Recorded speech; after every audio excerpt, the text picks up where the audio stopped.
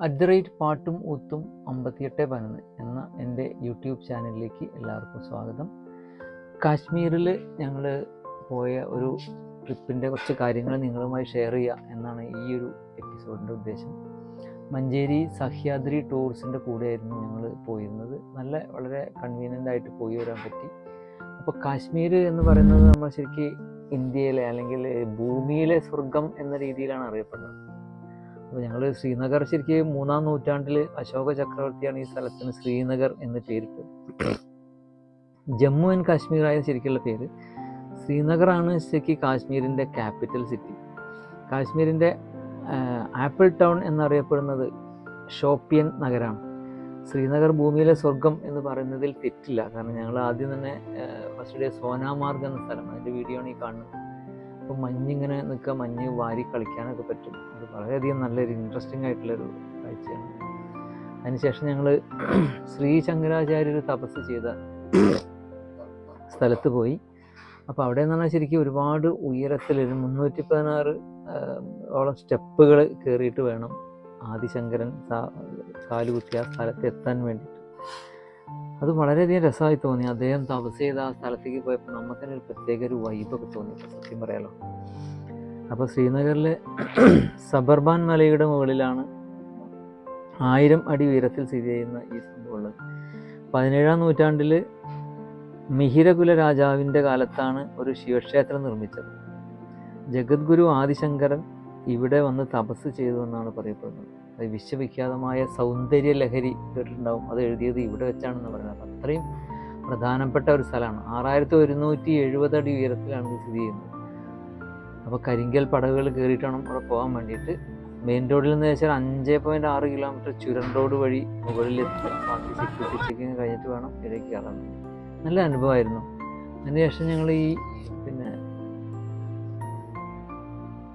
ശ്രീനഗറിൻ്റെ തന്നെ വേറൊരു അത്ഭുതമായ ഇത് ആദിശങ്കരൻ്റെ ഫോട്ടോ കണ്ടില്ലേ, ഇതാ ഇന്ദിരാഗാന്ധി, അത് ടുലിപ്പ് ഗാർഡൻ, അത് ഇന്ദിരാഗാന്ധി മെമ്മോറിയൽ ആയിട്ടാണ് സ്ഥിതി ചെയ്യുന്നത്. അപ്പോൾ ഈ സീസണിൽ മാത്രം ഇവിടെ പുഷ്പങ്ങൾ ഇങ്ങനെ ഒരു റോ ആയിട്ട് പലതരം, അതായത് നല്ല ഓരോന്നും തമ്മിൽ ചേഞ്ചസ് ഉണ്ട്. നമുക്ക് കണ്ടാൽ വളരെ നയന മനോഹരമായ കാഴ്ചയാണ് ഈ ഒരു ഗാർഡൻ. നിങ്ങൾ കണ്ടില്ലേ, കാരണം പൂക്കളൊക്കെ തന്നെ നമുക്ക് ഫോട്ടോ എടുത്താൽ മതിയാവില്ല, നമ്മുടെ മെമ്മറിയൊക്കെ ഫുള്ളായി പോകും. അത്രയും നല്ല കാഴ്ചയാണ് ഈ കാണുന്നത്. കാരണം ഈ സമയത്തേക്ക് വേണ്ടി മാത്രം ഇത്തരം പൂക്കളെ പ്ലാന്റ് ചെയ്തിട്ട് അതിങ്ങനെ ചെയ്യണം. ഈ സീസണിൽ മാത്രമേ ഉള്ളൂ എന്നാണ് പറഞ്ഞത്. ഇത് കഴിഞ്ഞ് കഴിഞ്ഞാൽ അത് ഒഴിവാക്കും. പിന്നെ ഇത് മുഗൾ ഗാർഡൻ്റെ ഒരു ഭാഗമാണ്. മുഗൾ ഗാർഡനിൽ പിന്നെ പോയി. മുഗൾ ഗാർഡൻ എന്ന് പറഞ്ഞാൽ ഇത് ശരിക്കും നല്ലൊരു വൈബുള്ള സ്ഥലമാണ്. കാരണം നമുക്ക് മനസ്സിനും ശരീരത്തിനും വളരെ സന്തോഷം കിട്ടുന്നത്. ഇവിടെ ഈ കാശ്മീരി ഡ്രസ്സ് ഉപയോഗിച്ച് ഫോട്ടോ എടുക്കുന്ന ഒരു സംഭവമുണ്ട്. സ്ത്രീകൾക്കൊക്കെ വേണമെങ്കിൽ ഫോട്ടോ എടുക്കാൻ പറ്റും. പിന്നെ അല്ലേ അവിടെ പ്രത്യേകിച്ച് ഈ ടെമ്പറേച്ചർ എന്ന് പറഞ്ഞാൽ ടെമ്പറേച്ചർ കുറവാണല്ലോ. ഒരു 13-14 ഡിഗ്രിയാണ് ഇവിടത്തേക്കൊരു ടെമ്പറേച്ചർ ഉള്ളത്. രാവിലെയൊക്കെ ഇപ്പോൾ വെയിലുള്ളതുകൊണ്ട് കുറച്ച് കൂടിയിട്ടുണ്ട്. രാവിലെയും വൈകുന്നേരം നല്ല തണുപ്പാണ്. അപ്പോൾ ഇതൊക്കെ ആ തണുപ്പ് ആസ്വദിക്കുക എന്നുള്ളതാണ് ഏറ്റവും പ്രധാനം. അപ്പോൾ ഈ താഴ്വര അവിടുത്തെ ആളുകൾ തന്നെ കേട്ടോ, നല്ല ഈ ആപ്പിളിൻ്റെ ഒരു സ്ഥലമാണല്ലോ, അപ്പോൾ ആപ്പിൾ പോലെ ആളുകളാണ്. ഇത് കാണുന്നത് ദാൽ ലേക്കാണ്, ദാൽ തടാകം. അതൊരു വിസ്മയം തന്നെയാണ് ദാൽ തടാകം എന്നാണ്. ഹൗസ് ബോട്ടുകളിൽ ആൾക്കാർ താമസിച്ച് വരുന്നുണ്ടായിരുന്നു. അപ്പോൾ ഈ ഹൗസ് ബോട്ട് ഇപ്പോൾ താമസം കുറവാണെങ്കിൽ ഇപ്പോൾ ലോഡ്ജ് സൗകര്യമൊക്കെ കൂടിയിട്ടായിരിക്കും ഇപ്പോൾ ലോഡ്ജിലൊക്കെയാണ് ആളുകളുള്ളത് കൂടുതൽ താമസിക്കുന്നത്. പിന്നെ ഈ ചെറിയ ബോട്ട് കണ്ടില്ല, ഇത് ഷിക്കാര എന്നാണ് സാധനമാണ്, ഷിക്കാര. അപ്പോൾ ഈ ഷിക്കാരയിൽ പോയിട്ട് നമുക്ക് ഇങ്ങനെ അവിടെ ഇങ്ങനെ റോന്തിച്ചിട്ട് അത് നല്ല രസമാണ് കേട്ടോ. 5 പേര് കയറുന്ന ചെറിയ ഇതാണ്.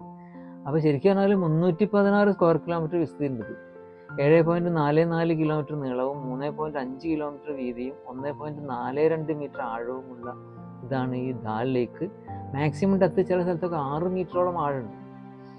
അപ്പോൾ പിന്നെ ഷിക്കാരയിലുള്ള യാത്ര വളരെ രസമാണ്. 5 പേർക്ക് കഴിയുന്നതായി കണ്ട്. അത് അവിടുത്തെ ചെമ്മരിയാടിൻ്റെ ഒരു ഫോട്ടോ കണ്ടില്ലേ.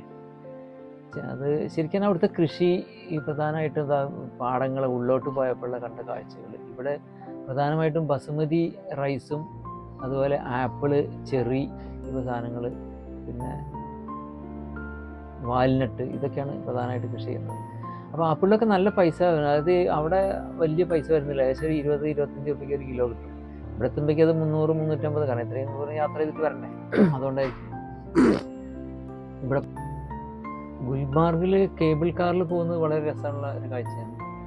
അപ്പോൾ അതും മഞ്ഞ് മൂടിയ സ്ഥലങ്ങൾ പിന്നെ കാണാൻ വേണ്ടിയിട്ട് അതും വളരെ രസമുള്ള, പക്ഷേ കുറച്ച് റിസ്ക് ഉണ്ട്. പെട്ടെന്ന് കാലാവസ്ഥയൊക്കെ ചേഞ്ച് ചെയ്യും. ഇപ്പോൾ ഒരു ആൾക്ക് ഒരു കേബിൾ കാറിൽ 5 പേർക്കാണ് 800 രൂപയാണ് ടിക്കറ്റ്. അപ്പം അങ്ങനെ പോയിട്ട് കാണുന്നത്. അതൊരു സോനാമാർഗും ഗുൽമാർഗും ഇത് തന്നെയാണ് അവിടുത്തെ പ്രധാനപ്പെട്ട അട്രാക്റ്റീവായിട്ടുള്ള അനുഭവം. അപ്പോൾ കാശ്മീരൊന്നും പോകേണ്ടതാണ് ശരിക്കും. അതൊരു അനുഭവം തന്നെയാണ്. കാരണം ഭൂമിയിലെ സ്വർഗം എന്ന് വിശേഷിപ്പിക്കുന്ന ഈ ജമ്മു ആൻഡ് കാശ്മീർ ഇപ്പോൾ ഈ 370-ാം വകുപ്പ് എടുത്തു കളഞ്ഞതോടുകൂടി അവിടുത്തെ അന്തരീക്ഷം കുറേ മാറിയിട്ടുണ്ട്. എന്നാലും AK-47 തോക്കുമായി പട്ടാളക്കാരുടെ നിയന്ത്രണത്തിലാണ് ഈ സംഭവങ്ങളൊക്കെ. പോലീസല്ല, പട്ടാളത്തിൻ്റെ നിയന്ത്രണത്തിലാണ് ഉള്ളത്. അപ്പോൾ എന്തായാലും അന്തരീക്ഷം ഒന്ന് പോയി അനുഭവിക്കേണ്ടത് തന്നെയാണ് കേട്ടോ. വളരെ ഞങ്ങൾ യാത്രയും വളരെയധികം നന്നായിരുന്നു.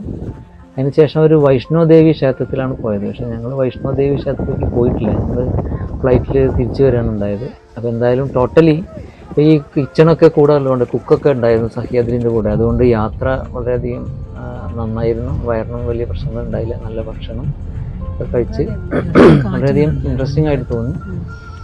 അപ്പോൾ പറ്റുന്ന ആളുകളൊക്കെ ഇത് എൻജോയ് ചെയ്യുക. കാരണം നമ്മുടെ ജീവിതത്തിൽ ഇതൊക്കെ കണ്ടിരിക്കേണ്ടത് തന്നെയാണ്. ഞങ്ങളെന്തായാലും എല്ലാ വർഷവും ഇനി ഓരോ യാത്ര നടത്താൻ തീരുമാനിച്ചിട്ടുണ്ട്.